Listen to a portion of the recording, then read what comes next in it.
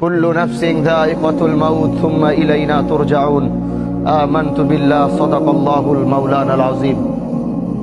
মানুষ তো এরকম রূপ ধারণ করেছে, জানাজার নামাজ যদি মনে করেন 10টায় দেওয়া হয়, আর সেখান থেকে যদি 5 মিনিট অতিক্রম হয় পিছন থেকে বারবার আওয়াজ আসে, আরে ভাই জানাজাটা কেন দেরি করতেছে, তাড়াতাড়ি পড়ান না। আমি তাদের উদ্দেশ্যে বলতে চাই, আপনার চারপাশে যারা এই বাক্যটি উচ্চারণ করে তাদের চেহারাগুলো একটু দেখে চিনে রাখুন।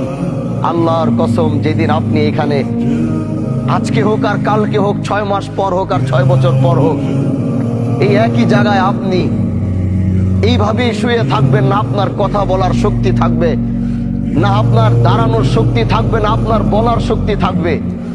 ঠিকই একই মানুষগুলো আপনাকে রেখেও তারা তাড়াহুড়া করবে।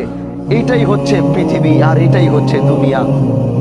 এই সবচেয়ে বড় বাস্তবতা থেকে আমরা যতই পালাবো, আল্লাহ তো ঘোষণা করে দিছে, সুম্মা ইলাইনা তুরজাউন। কোথায় যাবা?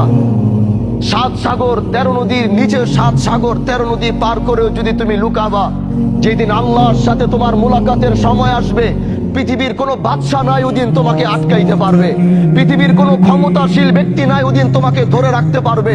আল্লাহ যেদিন তোমার মৃত্যুর ঘন্টা বাজাবে, গোটা পৃথিবীও মিলে যদি আল্লাহর বিরোধিতায় লাগে যে না আল্লাহ তুমি চাইছো, আমরা তাকে যাইতে দিব না, গোটা পৃথিবী একাকার হয়ে যাবে, কিন্তু তাও তোমরা সেদিন তাকে বাঁচাতে পারবে না। আজকে আমার শহীদ ভাই, তার পৃথিবীর সবচেয়ে আপন হচ্ছে তার মা। যখন তার মা মৃত্যুর শয্যায় লড়ছিল, উনি তো সন্তান হিসেবে হাজারো চেষ্টা করেছে মাকে বাঁচানোর জন্য। এরকম হাজারো শহীদ মাকে বাঁচানোর চেষ্টা করেছে। কেউ হাসপাতালের বেডে করেছে, কেউ নিজের কোলের মধ্যে করেছে, কেউ ঘরের মধ্যে করেছে, কিন্তু পৃথিবীর প্রতিটা সন্তান ব্যর্থ হয়েছে।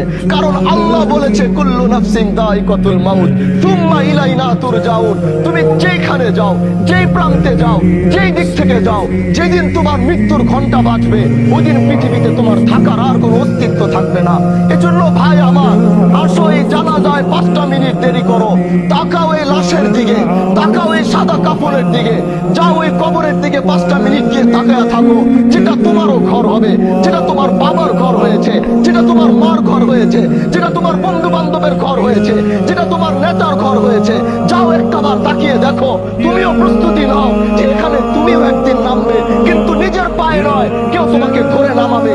এটাই হচ্ছে পৃথিবীর সবচেয়ে বড় বাস্তবতা। এজন্য ভাই, মৃত্যুর প্রস্তুতি নাও। দুনিয়ার এই রঙিন স্বপ্নকে বন্ধ করো।